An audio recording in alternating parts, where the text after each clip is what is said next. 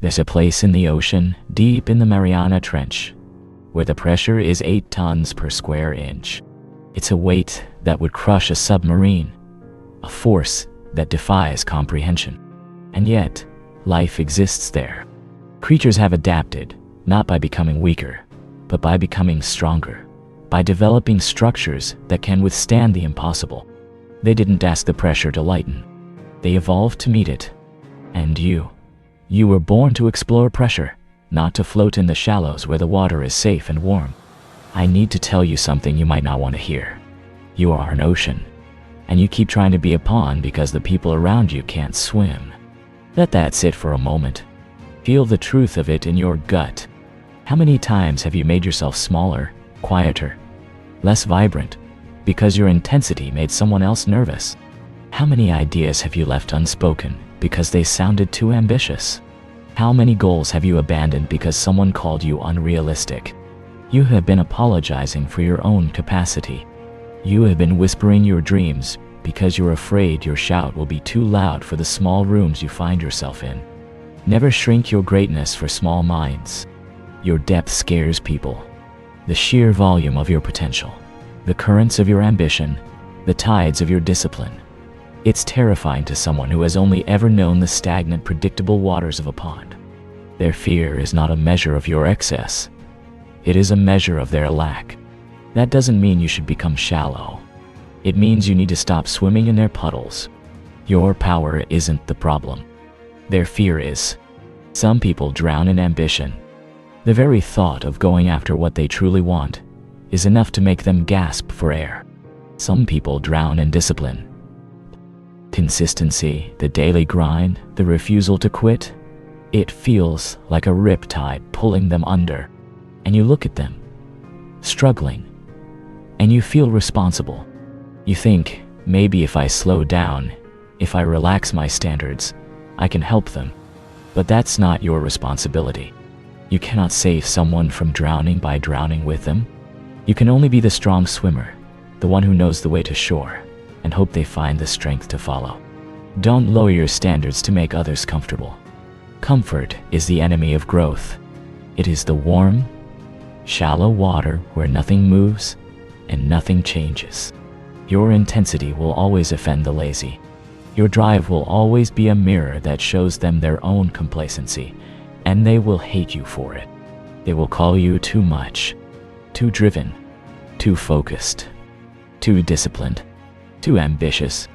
And you must look them in the eye and say, good, stay dangerous. Being too much for the wrong people is the highest compliment you will ever receive. Listen to the voices around you. Weak people ask you to quiet down. They tell you to lower your voice, to dim your light, to be more approachable. Strong people ask you to rise up. They are the ones who see your fire and hand you more fuel. If your light bothers them, it's because they live in darkness. You were not created to be a nightlight for the fearful. You were created to be a lighthouse, a beacon so fierce and unapologetic that it guides other oceans home. And this is crucial, so lean in and listen. Not everyone deserves access to your depth. You have been giving your pearls to people who only know how to float. You've been sharing the mysteries of your abyss with those who are afraid to get their faces wet. Stop. Some people only have a pond's capacity for drama, for pettiness, for small talk. You were built for the pressure of the deep. You were built for vast, silent, meaningful journeys. You don't need to be understood by everyone. Oceans aren't meant for everyone. Some people belong on the shore, and that is exactly where you should leave them. You don't need their understanding to be vast. You don't need their permission to exist.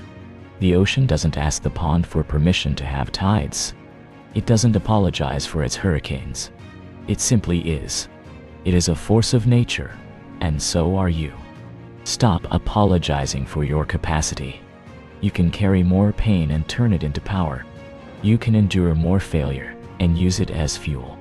You can build more, create more, be more. That's not arrogance.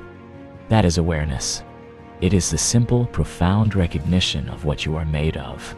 And if you shrink for them now, you will regret it later. I promise you this. Every time you hold back a bold idea, every time you swallow your truth, every time you dim your light to make a room brighter for everyone else, you are betraying your future self. You are building a life of quiet resentment, a museum of what could have been. The weight of that regret is a heavier, more crushing pressure than any ocean depth. It is the pressure of a soul that chose to be a pond. Your growth will always make some people uncomfortable. Let them be uncomfortable. Their comfort is what kept them stuck in the same place, with the same thoughts, and the same small life. Your expansion is a threat to their stagnation. Some people will call you different because they are afraid to be like you. They don't want the responsibility of high standards. They want the safety of sameness. They want you to be just like them. But you were never meant for those small rooms. Be too big for rooms that try to contain you. If they can't handle your expansion, if the ceilings are too low, and the walls are too close, it's not a sign that you are wrong. It's a sign that it's time to outgrow the room. You're not arrogant for refusing to stay small. You're honest about your potential.